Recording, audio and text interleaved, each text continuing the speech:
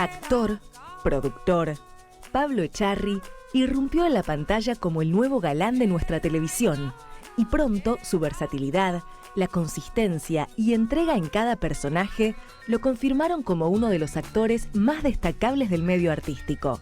Ganó 3 premios Martín Fierro a Mejor Actor, participó de tiras como Inconquistable Corazón, Los Buscas de Siempre y en las míticas Resistiré, Montecristo y El Elegido, que llevaron las telenovelas hacia temas e historias impensadas para el género.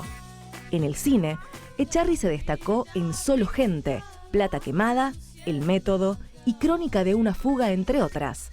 Le puso voz a Boogie en Boogie el Aceitoso y trabajó en las obras de teatro Puck Sueño de Verano, The Pillowman y El Hijo de P del Sombrero.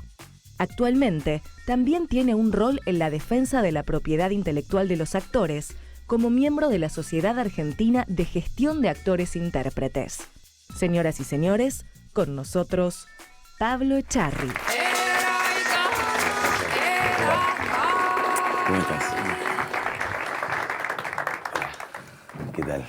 ¿Qué tal? ¿Bien? Muy bien, Jorge. Gracias por la invitación. Yo no sé qué pasa cuando vienen actores con tu pinta, se nutre más, por lo menos ¿Pasa eso? Más presencia femenina. Bueno, qué honor, qué honor. Más que cuando viene, por ejemplo, un filósofo. Bueno, es lógico, ¿no? Sí, tiene cierta lógica la cuestión. Bueno, más o menos conoces el secreto de este programa, sí, que es una conversación entre amigos, entre quienes compartimos este espacio amplio de la cultura, ¿no? De la cultura, no digo argentina, la cultura en general. Han venido algunos invitados que no nacieron en esta querida Argentina. Y siempre nos gusta ir al comienzo, que si no me equivoco fue en Villa Domínico. Sí, ahí empezó todo, en Villa Domínico, ahí cerca del cementerio de Domínico. Bueno, ya mis viejos...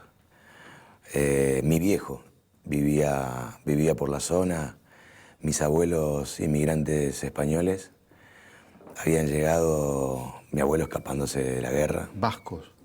Sí, de Navarra, de la provincia de Navarra, el apellido es vasco. Es vasco, claro. Y ellos están un poquitito alejados, pero sí, esa sangre, digamos que esa característica fluye dentro de mis venas. Eso lo fui descubriendo ya después con el tiempo.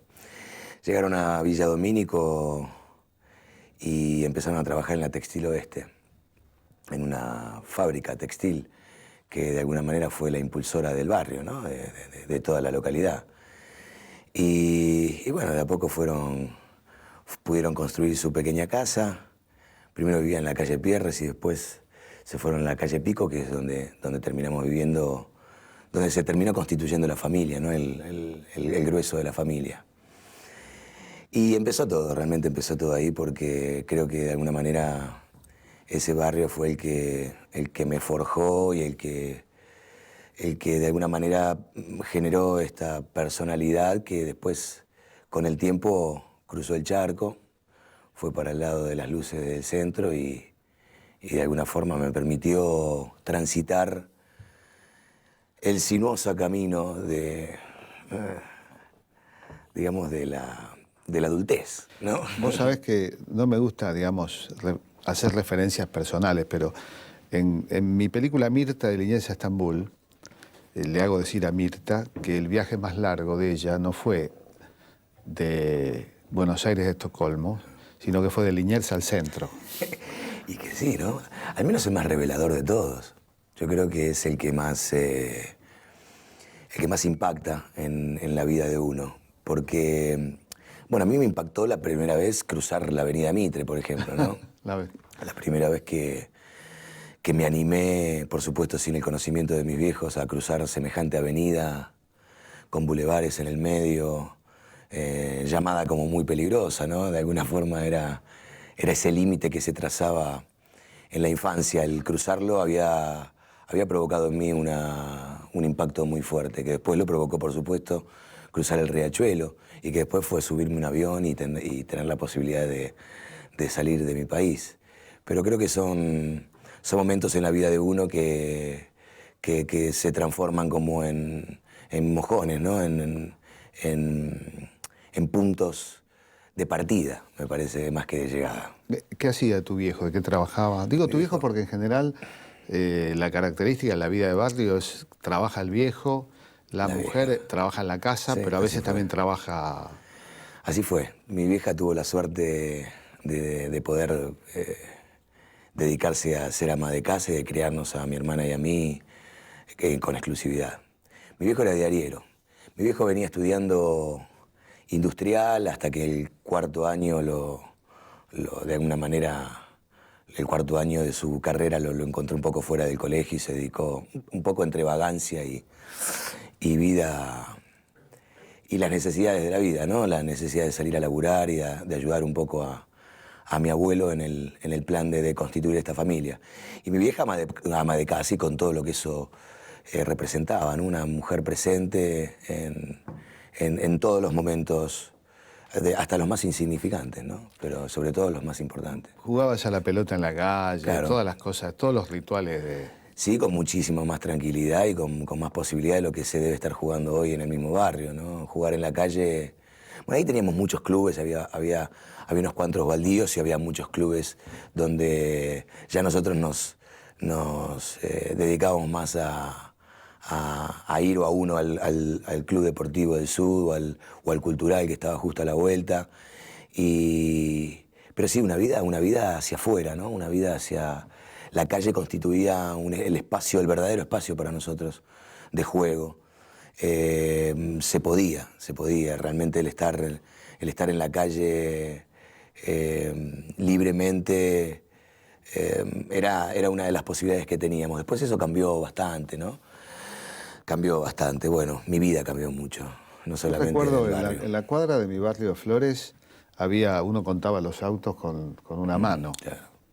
Hoy no podés estacionar. Eso sucede ya en todos Y los decíamos, barrios, ¿no? ahí viene un auto, y dejábamos de jugar a la pelota y pasaba el auto y... Y eran muy pocos. Era lo que te permitía poder jugar en la calle, ¿no? Si no, sería realmente un incordio.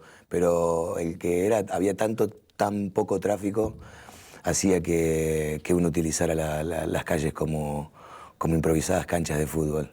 Bueno, el Riachuelo lo cruzaste, pero lo cruzaste... Me interesa mucho más saber en qué momento empezaste a cruzar ese otro puente que es el que te llevó a ser quien sos, ¿no? ¿Cómo te relacionaste? Obviamente me imagino cine o televisión. ¿La televisión más que el cine? Yo creo, a esta altura ya tengo la certeza de que este oficio a mí me atravesó, me encontró, fue a buscarme. No hubo una infancia de cinéfila o de tener grandes deseos de ocupar un espacio, sobre todo en la televisión, ¿no? Que es donde yo di mis primeros pasos. No, yo gozaba de cierta... como de cierta... impunidad. Digo, cuando encontré este oficio, yo no sé si deseaba actuar hasta ese momento. ¿Cómo lo encontraste? ¿Por qué decís encontraste? Porque evidentemente lo que encontré, lo que me encontró a mí fue la necesidad de expresión. Yo estudié en un industrial, hice 2 años más de lo que debería haber hecho, porque de hecho no lo terminé. Seguí los pasos de mi viejo en ese sentido. Y en un momento me puse a laburar y a vender ropa, creyendo que ese era mi futuro, que mi futuro tenía que ver con constituirme en un comerciante, ¿no? O sea, en realidad lo que había alrededor de mi barrio se trataba más que con un oficio y con una salida laboral que la búsqueda de una profesión, ¿no? Yo trabajaba en un local de ropa con mi amigo Marcos y en un momento determinado yo empecé a manifestar un deseo de ver qué era lo que tenía que ver con el estudiar teatro, ¿no? O sea, yo había querido cantar hacía un tiempo, pero de una forma muy... realmente poco profesional, ¿no? O sea, más la intención creo yo, de ser popular con las mujeres que Por eso motiva a todos. Sí, a los filósofos también. A mí me motivó. Sí, es un gran motivador, es un gran motor hacia adelante. Y después me di cuenta de que no venía por ese lado y decidí probar con estudiar teatro. Fui a la escuela de Lito Cruz por primera vez y fue definitivo eso. Me encontré con un espacio de trabajo, de experimentación que nada había tenido que ver con las experiencias anteriores. O sea, yo tenía 19 años, 20 años y me había encontrado los 20 años de mi vida con algo que verdaderamente era significativo. Era significativo porque sentía que era un espacio de juego al que no podía dejar de ir y con el que no podía dejar de experimentar y de profundizar, ¿no? Y creo que los primeros trabajos vinieron un poco consecuencia del sentir muy profundamente que esa forma de expresión era algo que no iba a ser en vano en mi vida.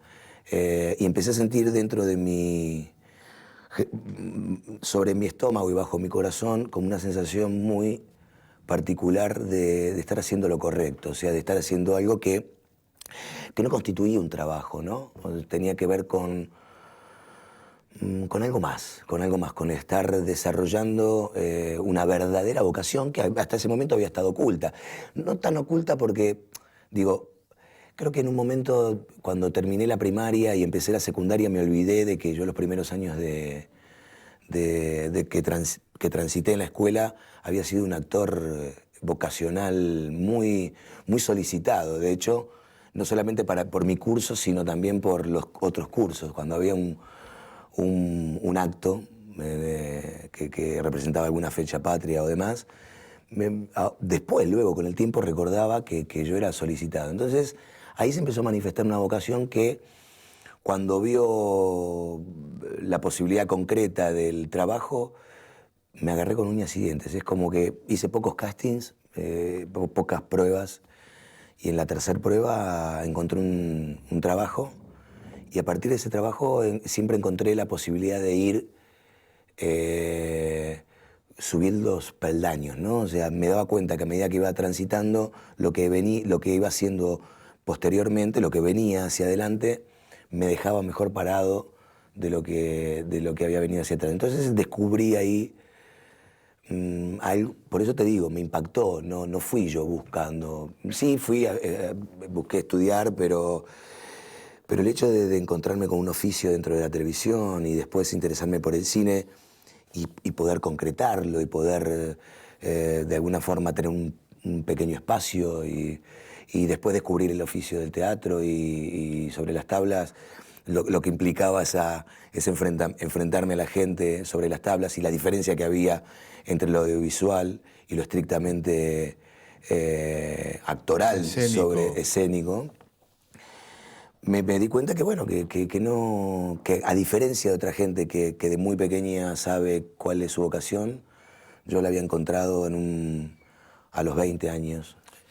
¿Sabes qué? Yo estaba pensando, ¿no?, que estás describiendo algo que solemos sintetizar en una palabra, destino. Y yo me identifico mucho con lo que contás, porque creo que quienes nacemos en Villa Domínico, en Barracas, en Flores al Sur, hay horizontes que no podemos divisar cuando somos muy chicos. Claro. Y que de pronto, por eso lo que estás describiendo es que te encontraste con algo que no podías divisar desde el horizonte en el cual naciste. No. Y eso te diferencia por ahí de otros que pueden divisarlo o imaginarlo. Pero creo que da una fuerza tremenda eso, porque cuando lo descubrís decís, no, esto no se me puede escapar. ¿No? Sí. Porque también hay una sensación de no poder lograrlo, ¿no? Miedo a no poder lograrlo. Miedo, límites. Creo que el lugar donde nacemos, de alguna manera, constituye un límite, una estructura a la que hay que romper necesariamente para poder encontrar ese destino. Como vos bien decís, cuando uno puede soñar con ese destino, o al menos al lado de uno tiene alguien que lo guía o un ejemplo a quien tomar, es más fácil ver ese destino. Cuando, en mi caso, digamos que mi relación artística tenía que ver con mi viejo, que mi viejo había sido presentador de orquesta de tango. Fue presentador de la orquesta de Aníbal Noceto, de Ricardo Tanturi, y esa fue su relación con digamos, con el mundo artístico, ¿no? O sea, si bien había histrionismo y había una puesta en escena en lo que él hacía, inclusive pocas veces me había hablado específicamente del tema. Digo, yo lo sabía que se había dedicado su juventud a eso, pero no había una guía de parte de él con respecto a esto que yo iba a encontrar posteriormente. Entonces había una sensación, como te decía, muy fuerte entre el estómago y el corazón, de darme cuenta que debía ser por ahí, pero también mucha duda de poder lograrlo. Y esas certezas y esa fuerza la fui consiguiendo con el tiempo, fogueando la confianza en mí mismo, ¿no? O sea, algo que en un momento no estaba. O sea, me consideraba un tipo bastante inseguro, en general, ¿no? Tal vez por el lugar donde venía, el hecho de cuando empecé por el centro, me consideraba un tipo con mucho sentido común y criterio, y siempre mirando de atrás, ¿no? Y midiendo los movimientos. Creo que eso también, de alguna forma, me propició haber dado los movimientos justos y no haber dado pasos en falso. Pero creo que cuando empecé a confiar en mí y darme cuenta que tenía capacidad para esto, fue un poco el motor y el impulsor a poder lograr cosas que con el tiempo fueron superadoras, ¿no? Como el hecho de producir, por ejemplo, de poder gestionar, autogestionar, o sea, de aprovechar y explotar ciertas características que yo tenía para relacionarme en un principio, pero con las mujeres, porque mi oficio como actor... ¿Eras tímido con las mujeres? Uno no te imagina, ¿no? No, al contrario, tenía un muy buen encuentro. Pero creo que la mayoría de las personas de tu lugar ya con el negocio de ropa alcanzaba. Claro, si esa era la meta, ya está, porque y ahí estaba es la estrategia de la araña. Iba realmente, claro, muy bien. Todos caían a la tela de alguna forma. Te transformaste en cazador. Sí. Pero el cazador de tu propia vida, en definitiva, sí, ¿no? De tu propio destino. Aproveché esos primeros momentos de enseñanza y de haber aprendido un oficio que fue la venta, ser el oficio de vendedor, para después multiplicarlo un poco, ¿no? Y creo que lo que cambió también fue eso de la telaraña. Al principio el que vengan hacia la telaraña me daba cierta seguridad. Luego yo tuve que ir a construir una telaraña hacia afuera, más grande todavía. Sí. Y pero en definitiva... Flor de telaraña. Flor de telaraña. Que por suerte nadie le pegó un escobazo hasta ahora. Una telaraña con 25 puntos de rating, por ejemplo. Bueno, en algunos momentos, eventualmente, ¿no? Eso termina siendo algo realmente eventual. Sobre todo a medida que va pasando el tiempo vas dándote cuenta que es circunstancial, absolutamente circunstancial. Pero que bueno, pero que de alguna forma forja ese camino hacia adelante. Pablo, bueno, descubrimos algo, que el viaje más largo de tu vida fue de Villa Domínico a Suipacha 128. 28. Hay acá alumnos de Lito Cruz, si no me equivoco, ¿no? Bueno, Suipacha 122. No le hago propaganda a Lito Cruz porque la verdad que... No lo necesita. No lo necesita, realmente. Acá ha estado...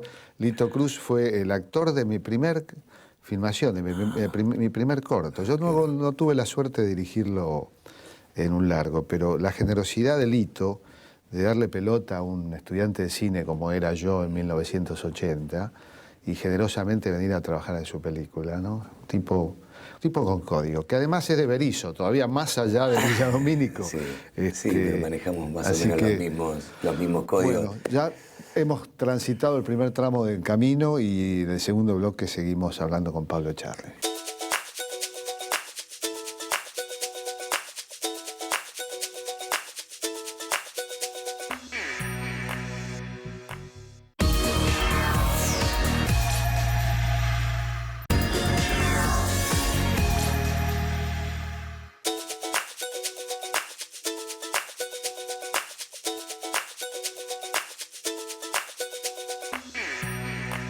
¿Y cuáles fueron tus primeros pasos? Y supongo que el camino de una... Porque lo primero que me imagino que uno se pregunta cuando estudia actuación es dónde viene la oportunidad, esa ansiedad de cómo voy a poder demostrar que ahí está el riesgo también, ¿no? De querer demostrar todo junto. ¿Qué hacías? ¿Pruebas de casting? ¿Cómo empezaste a caminar? Como te decía antes, hice muy pocas, porque el destino me encontró muy rápido. Pero se trataba un poco de eso, ¿no? Se trataba de ver cómo uno conseguía, para el que transita los pasillos e intenta encontrar una oportunidad.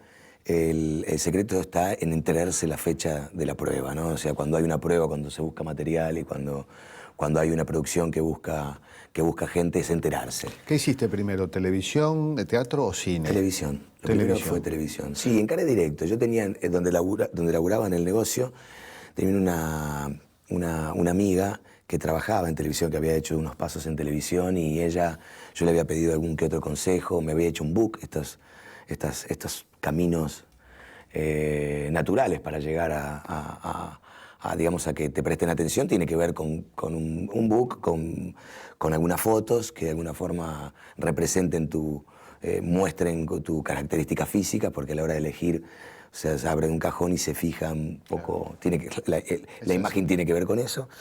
Y después un currículum absolutamente mentiroso que todos nosotros hacemos, tratamos de armar una primera hoja. Lección.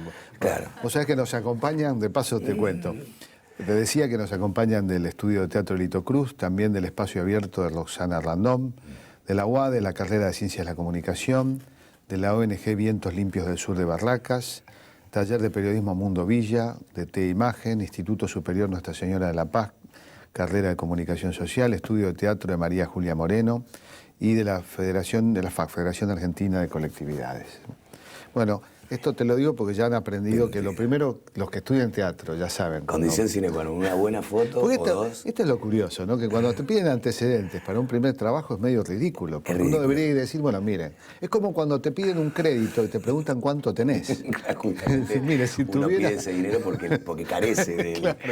Pero, y te piden una contabilidad, pero vos decís, no, yo quiero un crédito para poder tener una contabilidad. Claro. Ahí amerita. Es tan ridícula la propuesta que amerita la mentira, ¿no? O sea, que abre la puerta directa a la mentira. Tal cual. Y la transforma en una mentira absolutamente piadosa. Es piadosa con el mismo. Exacto. Tal cual. Y que de hecho el que está esperándolo de alguna forma está esperando ser engañado. Bueno, pero estás en una etapa de tu vida en que tenés que achicar el currículo, porque si pones todo aburrís. Y empieza a suceder eso. Los años provocan eso, ¿no? ¿Cuáles fueron tus primeras? ¿En qué tira actuaste? ¿En qué serie? Hice una primer tira que se llamó Solo para Parejas. Yo hice un casting para el programa Amigos son los amigos. Victoria Oneto trabajaba. Claro, yo debuté en televisión con Victoria, hacíamos de pareja. Solo para Parejas es la historia de 8 chicos, de 4 parejas que vivían en 4 departamentos diferentes. Y con Victoria éramos amigos y vivíamos en la misma casa. Y después había otros chicos ahí. Un programa que duró 8 meses con un rating muy magro, pero que me dio la posibilidad de interconectarme con lo próximo y con cosas que iban a ser muy significativas. Hubo algo que me sucedió antes. O sea, yo ya estaba contratado para hacer Solo para Parejas, pero todavía no había empezado a grabar, y me salió la posibilidad de participar de un ciclo que fue antológico de la televisión argentina, que fue Alta Comedia, en el viejo Canal 9.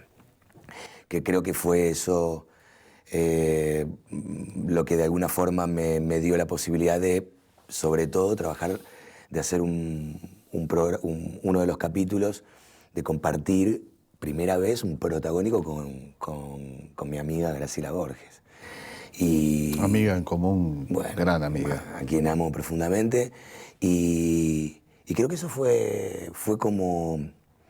me estigmatizó, para bien, ¿no? En el buen sentido. Qué buena actriz que es, ¿no? Porque hay composiciones de ella, como la del Dependiente, por ejemplo, que es sorprendente.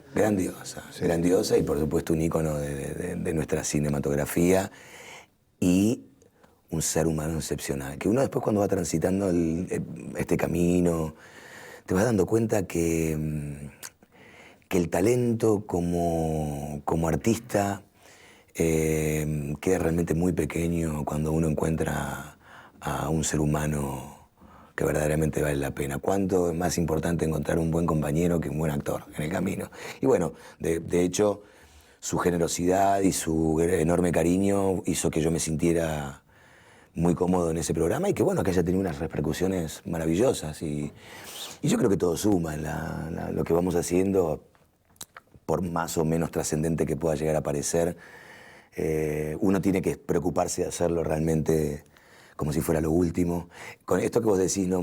Que es muy interesante, tratando de poner el sentido común por delante y no hacer todo en esa oportunidad, ¿no? Porque si no uno corre el riesgo de cargar demasiado las tintas en el papel. Hay un momento que vos sorteaste un riesgo, me parece, que ha habido muchos actores muy exitosos en TV que quedaron, la palabra por ahí es dura, pero condenados o congelados a solo hacer TV en un medio que suele tener algunos prejuicios y que solía más antes que ahora dividir entre lo que es un espacio serio y un espacio artístico creativo, ¿no?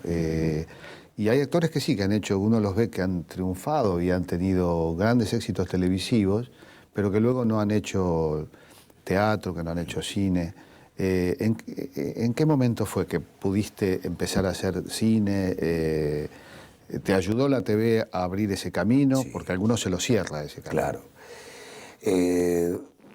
Sí, la televisión fue lo primero y eso fue la gran carta de presentación, digamos. De alguna forma, si eso hiciera falta, el hecho de tener una pantalla donde uno pueda llegar a decir que existe, ¿no? A decir, bueno, acá estoy, es importante, sobre todo en el audiovisual, ¿no? Después se verá yo decía, después veré de qué forma puedo llegar a entrar en algo que me interesaba sobremanera, que tenía que ver con el cine. Yo todo lo reduzco a un enorme sentimiento, como te decía, entre el estómago y el corazón. En la boca del estómago es cuando uno siente el deseo profundo de lograr, de que algo suceda, y cuando lo sentís de una forma muy particular en esa zona y tenés como cierta certeza y de alguna forma podés visualizarlo también, termina sucediendo. Yo cuando empecé a actuar en televisión, inmediatamente deseaba profundamente hacer mis primeros papeles en cine, profundamente. Lo deseaba de una manera muy alocada, febril. Y en un día llegó una propuesta. Mi primer trabajo cinematográfico fue una película que se llamó El Desvío, donde conocí a mi esposa, con Nancy, de Horacio Maldonado. Y como te decía antes, cada trabajo había sido como esa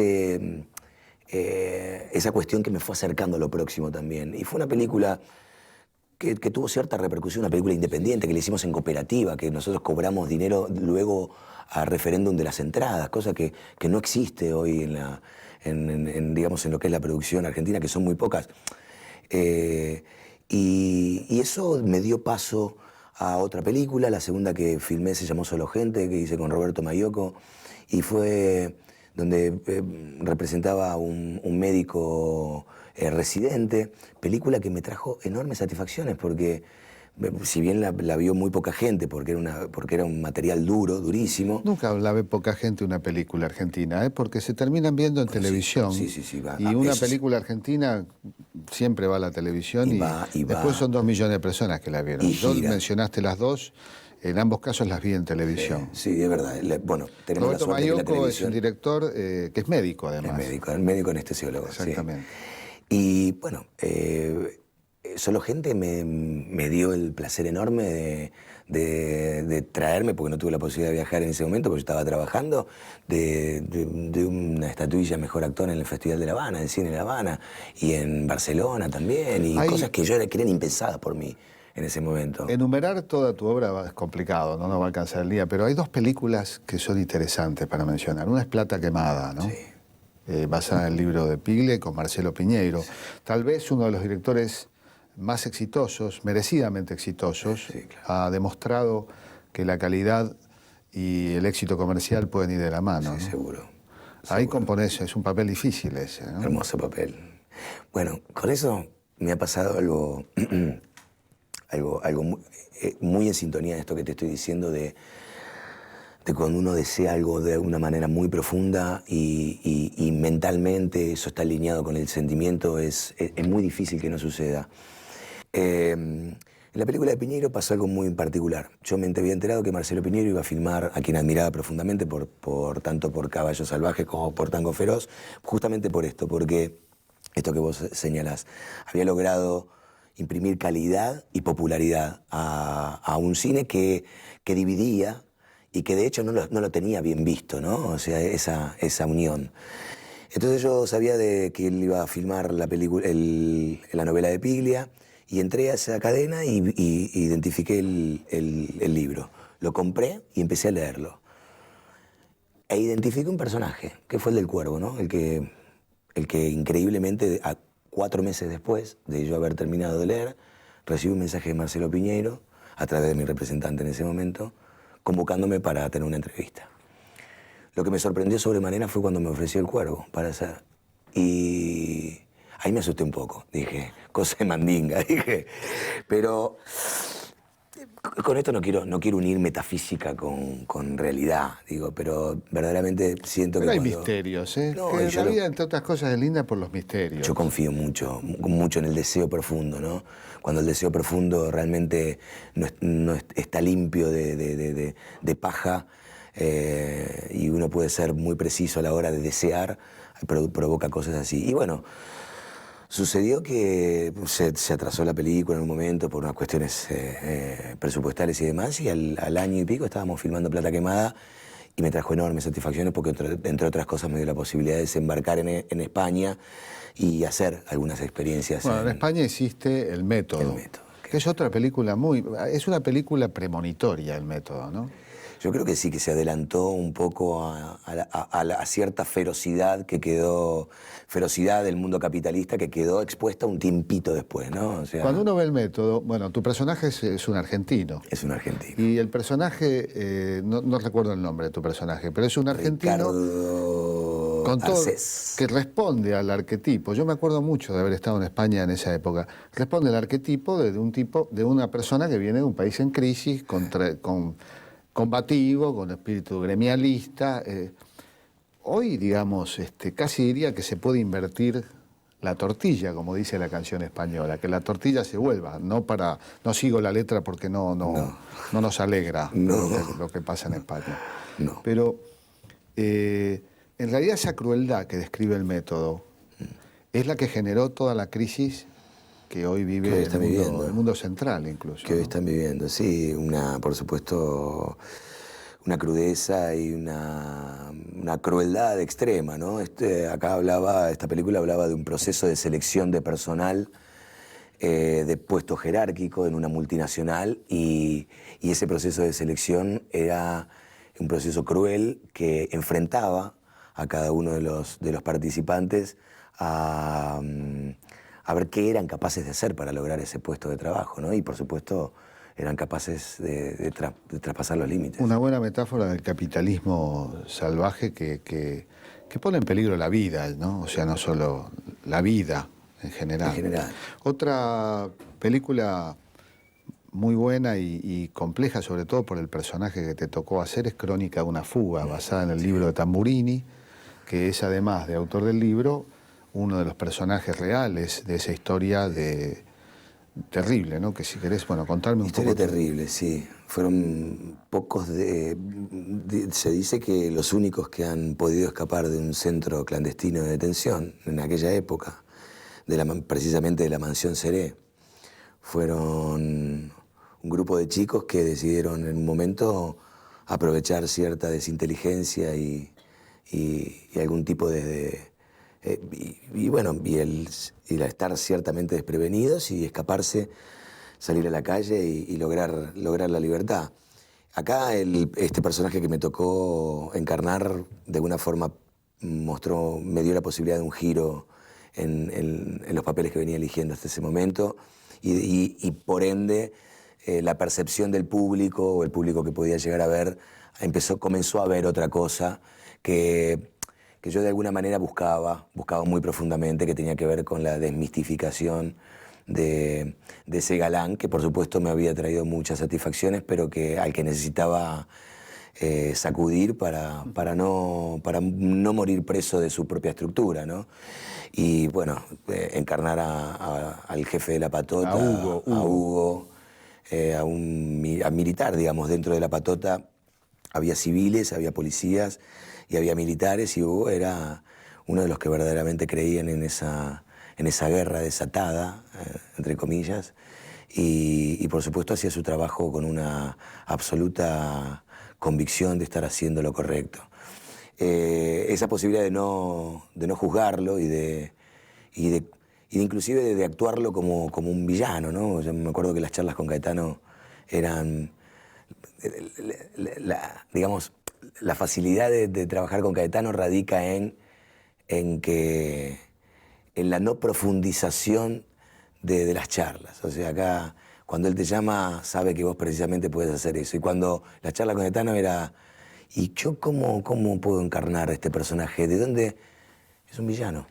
¿Cuántos viste en toda tu vida? Uy, ¿cuántos habré visto? De hecho, he disfrutado de tantos. Y bueno, y como la película, si bien un hecho real un hecho real que había impactado en nosotros, él había logrado meterla dentro del género y no había más que hacer que interpretar ese villano que para mí es inolvidable, ¿no? Adrián Caetano, director de Mansión Seré, Marcelo Piñero, bueno, has trabajado con... Ahora en el próximo bloque vamos a hablar un poquito de esta diferencia que hay entre actuar en televisión, actuar en cine, actuar en teatro. Bueno, creo que nos puedes ayudar a ver la diferencia.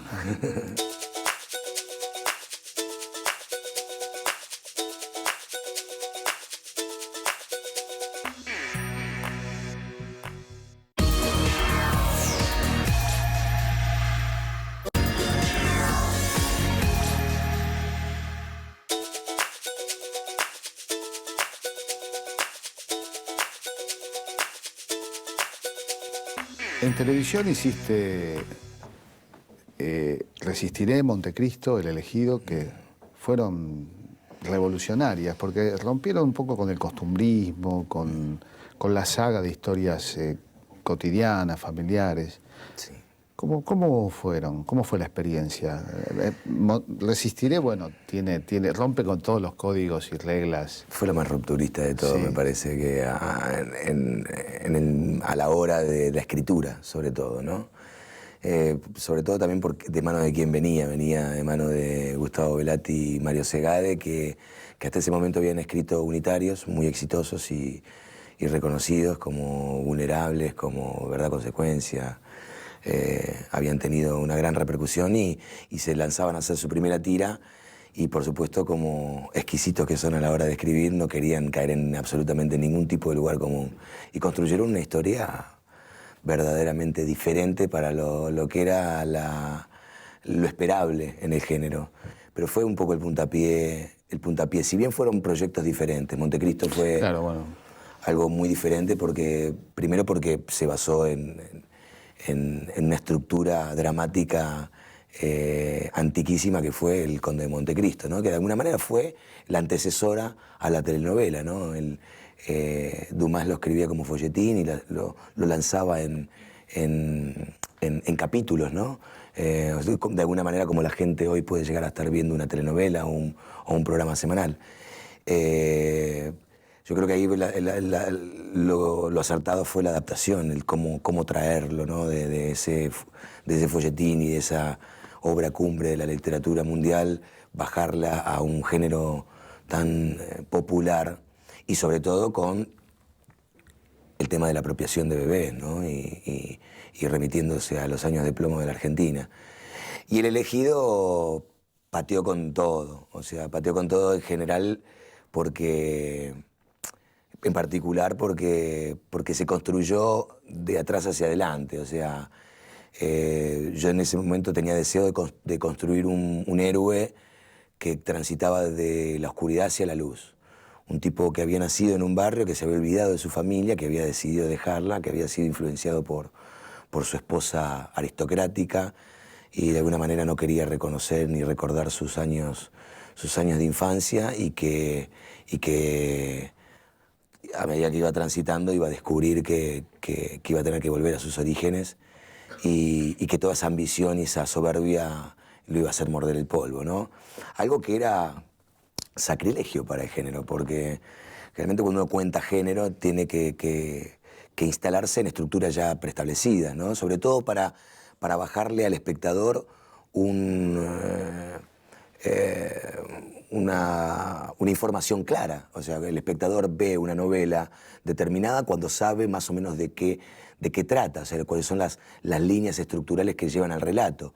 Y El Elegido rompía con eso. El Elegido presentaba a un héroe que en realidad era un guanaco. Entonces, fue el camino inverso. Pero sí, fueron tres realidades en mi camino que fueron definitivas, que hoy por hoy no me dejan elegir de una forma tan liviana, ¿no? O sea, hoy por hoy siento la necesidad de volver al género, porque es un género que me siento cómodo y sé hacerlo, pero siempre tengo esa necesidad de otorgarle algo más al público, ¿no?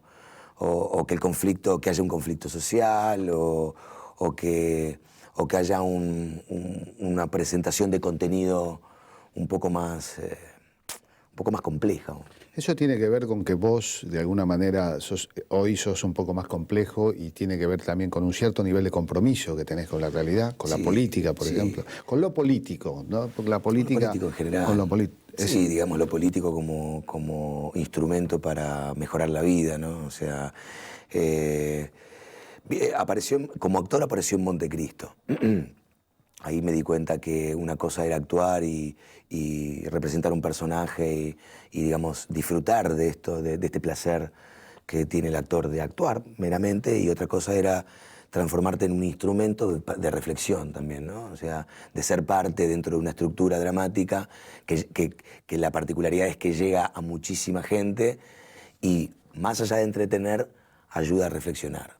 En ese momento hablar de chicos apropiados y de un conflicto apostado en los años de plomo de la Argentina, en la última dictadura, realmente hablaba se creía pianta televidente. O sea, ningún productor hasta ese momento se había animado a encarar por ese lado, y creo que había sido el gran acierto. Pero creo que hay otra razón que tiene que ver el nacimiento de mis hijos también, ¿no? O sea, el transformarme verdaderamente en un adulto, y la muerte de mi padre también representa una búsqueda más profunda, y no la búsqueda del mero hecho de actuar, sino de actuar, sí, pero es tan jugoso y realmente es tan disfrutable y tan agradecido ser parte de un proyecto que no solamente apunta a entretener, sino también apunta a hacer pensar, que bueno, que ya no puedo elegir con tanta liviandad. ¿No te ha dado miedo ese compromiso, la posibilidad de hoy, en donde los medios de comunicación son parte del debate por el poder y el debate político, de decir, bueno, yo sé que no voy a trabajar en tal medio, en tal canal? Eso... Sí, pareciera que miedo no te ha dado, porque has puesto la cara y el cuerpo. Pero... Claro, fue objeto de análisis. Y como todo objeto de análisis, he llegado a sentir cierta sensación de temor en un momento. Pero al temor fue absolutamente tapado por una necesidad visceral de compromiso. Y ahí creo que tiene que ver específicamente con mis hijos y con la necesidad de mostrarles a mis hijos cuál es el camino de compromiso, ¿no? Que no es lo mismo, que definitivamente no es lo mismo comprometerse a no hacerlo. Sobre todo en un momento, y lo que he entendido yo específicamente es que este era el tiempo de compromiso. Yo podría haberlo hecho los 10 años que venían, ¿no? Pero entender que el compromiso es necesario en este momento, porque la necesidad de cambio y de reestructuración y de evoluciones ahora, necesitaba de que mi compromiso sea actual. Pero cayó de maduro, creo, cayó realmente como una verdad irrefrenable. O sea, fueron momentos, sobre todo el momento bisagra de la muerte de Néstor Kirchner fue algo realmente, algo que cambió las cosas. Conmovedor. Conmovedor y más que eso, ¿no? O sea, porque una muerte puede resultar un hecho conmovedor, pero transformador, aparte de conmovedor. Fue conmovedor y transformador. Bueno, tenemos mucho para hablar, pero acá hay preguntas. A ver, tenemos una pregunta. ¿Qué tal? Hola. Carolina. Hola. Mi pregunta es, ¿qué proyecto tenés para este año en relación a lo actual, a la actuación Sí. y a la producción? ¿Y qué es lo que te motiva más, si actuar o producir? Es una buena pregunta porque ha cambiado la motivación en los últimos años. La producción es realmente un trabajo faraónico, ¿no? Es una empresa realmente difícil, pero involucra tantos aspectos creativos que multiplica el hecho creativo del actor, al mero hecho de actuar, ¿no? O sea, lo multiplica, es actuar 1000 veces, o sea, es no solamente preocuparse de los propios tonos, de construir el personaje, de cómo pararse frente a la cámara o frente a la gente, sino también en el armado del elenco, en la construcción del guión, en la reescritura, en encontrar las locaciones, en hablar de la música. Digo, producir es un hecho creativo potenciado al lado de lo que es el hecho de actuar. Cuando producís y actuás, imagínate, se transforma casi en un todo peligroso.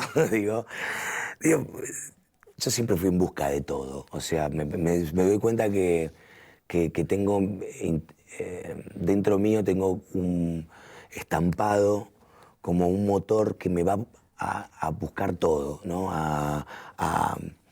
Después ver qué es lo que se puede lograr, no voy ciego a eso, pero en la medida que mis características y mis capacidades me dejen, voy buscando todo. Y hoy tengo, mira, lo próximo que tengo, te voy a contar eso, tengo un proyecto, estaría produciendo mi primer película con un guionista y director con quien ya he filmado, llamó una película Cuestión de Principios, un director rosarino, Rodrigo Grande, y ahí estaría a cargo del protagónico y también sería la primera experiencia en coproducción, ¿no? O sea, estaríamos agarrando una línea. Así que ahí voy a cumplir uno de mis grandes sueños, que es primero poder producir cine y en este caso, bueno, en la mano un gran papel, ¿no? En un thriller apasionante. Bueno, tenemos tiempo para una pregunta más. Me llamo Manuel. Y mi pregunta es, ¿qué relación hay en el kirchnerismo con la actuación? Es una buena pregunta. Yo tengo una foto. ¿Tenés una foto? Que refleja eso, ¿no? Es una foto donde estamos junto con la actual presidenta, que fue, creo, el día que se firmó el tema de SAGAI, la Sociedad de Autores. Creo que ahí está, ¿no?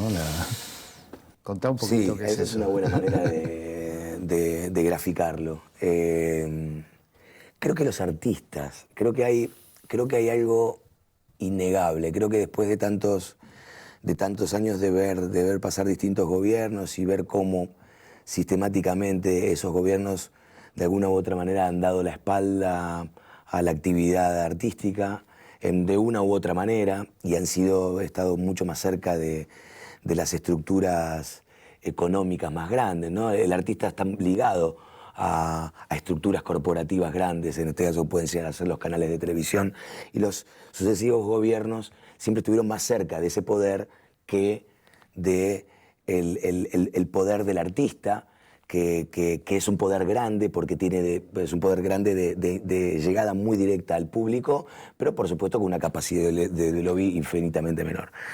Creo que el artista ha visto naturalmente cómo tanto el gobierno de Néstor Kirchner como el de Cristina Fernández de Kirchner sin ningún tipo de discurso, le ha dado la cara y ha resuelto, entre otras cosas, lo que a nosotros nos incluye, que fue el reglamentar la ley 11.123 de Derecho a Propiedad Intelectual, que estaba escrita hacía 73 años y nunca había sido regulada específicamente para los actores. Por ejemplo, la ley Noble, la ley que sí, sacó Roberto Noble, fundador del diario Clarín. Del diario Clarín. Paradójicamente, años después, los actores estábamos de alguna manera negociando con el diario Clarín y con Canal 13 en particular la puesta en marcha del derecho de propiedad intelectual para los actores, cosa que fue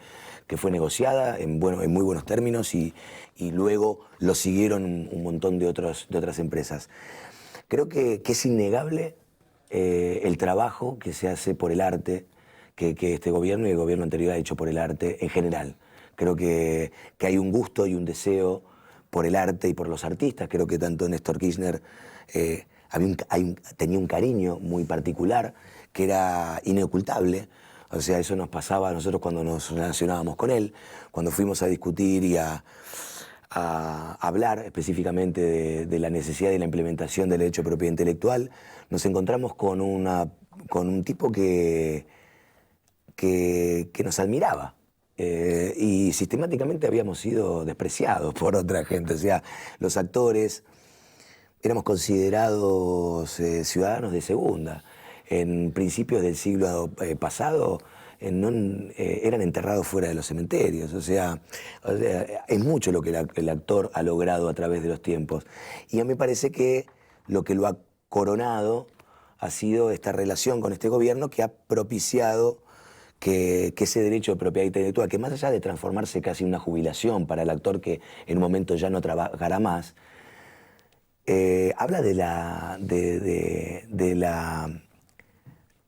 dignidad específica del actor, ¿no? De ser considerado una persona que junto con sus compañeros escritores, junto con sus compañeros intérpretes musicales, junto con sus compañeros autores musicales, puede ser beneficiario de un derecho que le fue otorgado hace muchísimos años y que por distintas razones nunca había sido poder ser efectivo. Y esto fue una relación directa, tanto con Néstor Kirchner como con Cristina Kirchner, y me parece que lo que hoy expresa el artista en general, que hay otros que no están, digamos, dentro del gusto político por este gobierno, creo que de los que sí están, creo que es una relación realmente profunda, innegable, que se ha construido en base de verdad.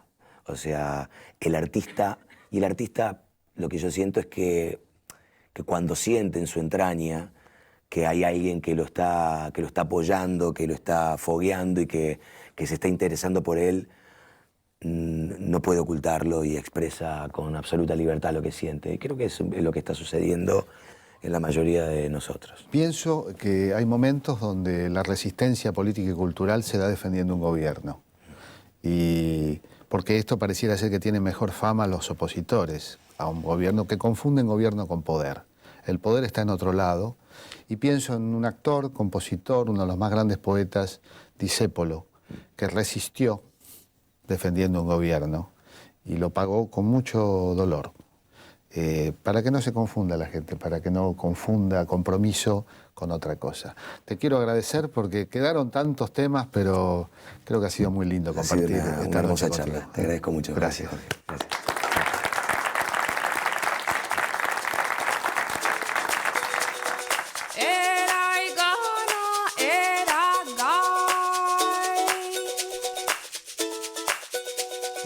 Era